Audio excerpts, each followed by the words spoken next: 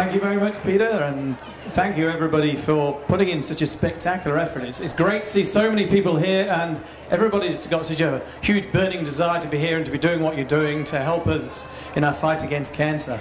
As Peter said, my name's Andrew Redfern. I originated in England. I'm from Leicester, which is, unlike Pilar, who's from Barcelona, that's got an absolutely excellent football team. Leicester is absolutely crap, and so I had no choice but to go into cancer research whatsoever. Football just wasn't on the cards. From there I went up to Scotland to do some training, then back down to London, and then up to YA Newcastle, and then on to, excellent, a few Geordies, and then on to New Zealand, fish and chips, and then across to Melbourne, where they liked my cancer research, but they were really peeved because I won the footy tipping. And as you can imagine, upon winning the footy tipping in Melbourne, I had to leave, you know. And then here to Perth, and Perth, we've been here 15 years now, and it's a spectacular place to live, and the collaboration with the other researchers is wonderful as well. So I'm a translation oncologist. I spend half my time treating people and half my time doing cancer research, and that gives me at least 100 reasons a week to keep doing the research part, as we see people we're helping and people we'd like to be helped to help more. Now, well done everybody. You've done between you 25,000 kilometres today, which is halfway around the world, or over halfway around the world. Obviously the bad news is you've got to do the other half tomorrow, but what kind of a pep talk is this? My God. Anyway, you have done the hard part though. You've been south of the river. Ooh, yeah. Many of you be pleased to be back in the safety of the north, I know. I live in the south, actually, have done for the last 15 years, and when I first moved there and Peter heard I was living there, he'd been probably less surprised if I said I was going to live on the slopes of the Kilimanjaro and commute to work, but as I arrived safely for work day after day, he's become more confident in the safety of down there. Anyway, to cancer research. Now, I was going to talk about, firstly, where we've come from, where we are today, and also, and that's what cancer research funds raised so far have done, and then where we hope to be tomorrow. In terms of, I'm going to take the first two parts today. How far have we come with the money that doubtless many people in the room have raised a substantial amount of so far? A lot of money has been put in. So we look at 1985, which is where we have good records, and the latest we've got for Australia, which is about 2010.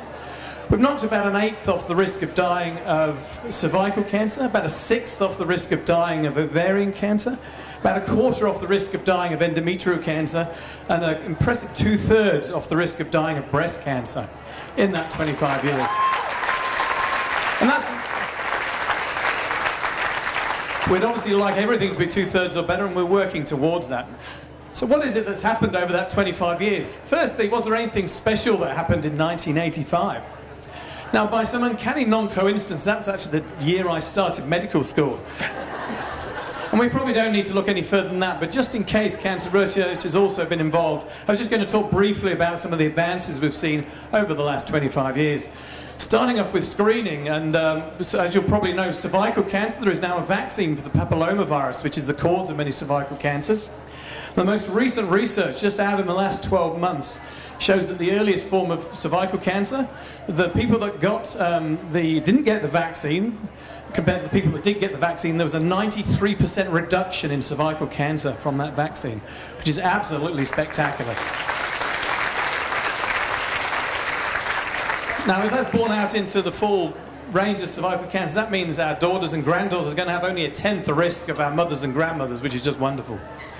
Also in screening, breast cancer screening is believed to be responsible for about 1/3 of that benefit we've heard with mammography. We're hoping to tailor screening better in the future.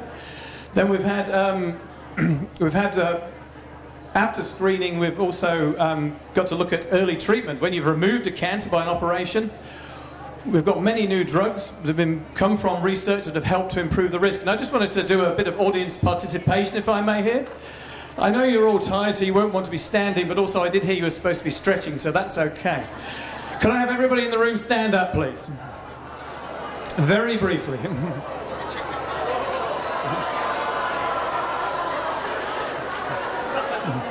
Look, I live in Applecross, and I was watching people walking, and I was tired just watching, so I feel for you even then. Right now, could everybody in that back quarter of the room sit down, please? Now, we're going to assume that everybody in the room has had a particular kind of breast cancer, as an example. They've all had a medium-sized breast cancer, a single lymph node involved. It's grade 2, which is kind of medium. It's estrogen-driven, it's HER2-driven. So we're looking, everybody in the room has had that particular cancer. In 1985, those people have just sat down would have been cured by surgery. Everybody else, however, we needed to do a bit more work. Now, could everybody in that back corner sit down, please? Between 1985 and 1995, we had firstly basic chemotherapy and then more advanced chemotherapies with things like the taxanes from Utrees. And those people have just sat down, were cured of their breast cancer by those chemotherapies. Now, could everybody over here sit down, please?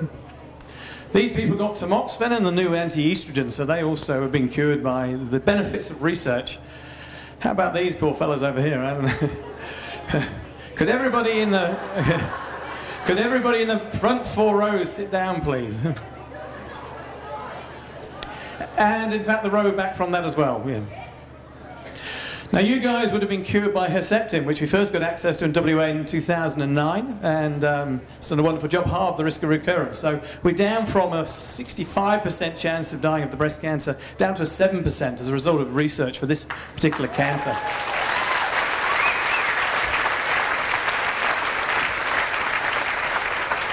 However, this is a good-looking bunch that's still standing up, isn't it? And we need to help them, so we need to keep going. Firstly, this is obviously a particular kind of cancer that makes us look good because it's benefiting from a lot of the research. There are other types that don't benefit as much, triple negatives, inflammatories, and we have to work harder for them too. Thank you very much, and you guys can sit down too. Also, briefly talking about some recent movements in advanced cancers, in ovarian cancer. There's been no new drugs on the market in ovarian cancer, no new drugs approved for use in the last 25 years, but in the last 4 months we've had 2 new drugs. Bevacizumab, which targets blood vessel supply to ovarian cancers and kills them, starves them, and that's been talked about for 30 years and it's only now come to pass. And also Abraxane, which is a new chemotherapy that's targeted into cancer cells and not normal cells, and that's killing ovarian cancers and also improving survival too. And all of these advances have helped to improve survival that have already happened now. So that's a lot of improvement. Can we do still more if we do raise more money and do more science to target this thing? I'm just going to briefly quote Henry Ellsworth, who was the chairman of the US Patents Committee. And Henry said, the advance of science is so amazing that we must have reached a time when human improvement must end. So is that right? Was Henry right? Have we reached a point where we can't go any further? Well, Henry said that in 1849, so... And obviously a fair bit of new stuff has happened since then.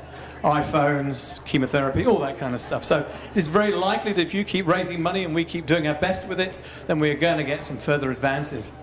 Finally, I'm just going to talk about a few of the projects briefly that are going on in WA, and then I'll let you relax.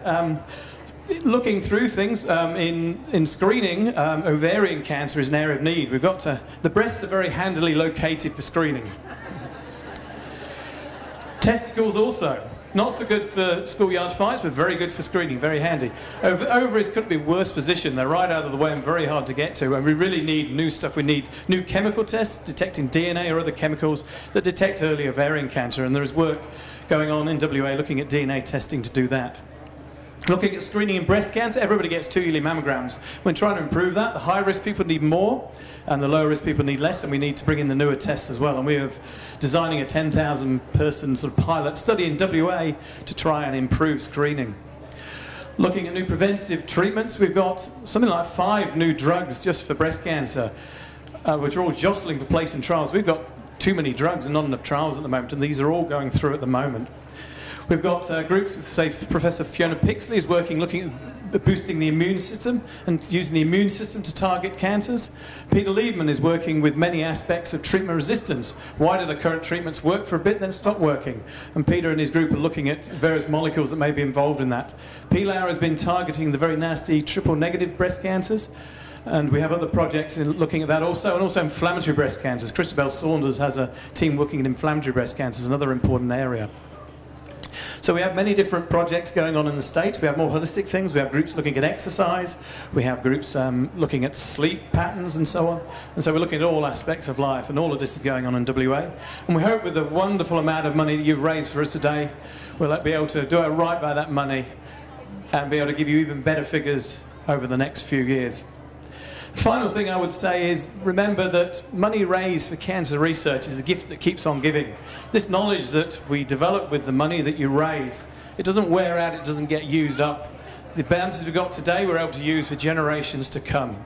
So from all of us in cancer research, thanks for an amazing effort. Without you, we wouldn't be possible. Thank you.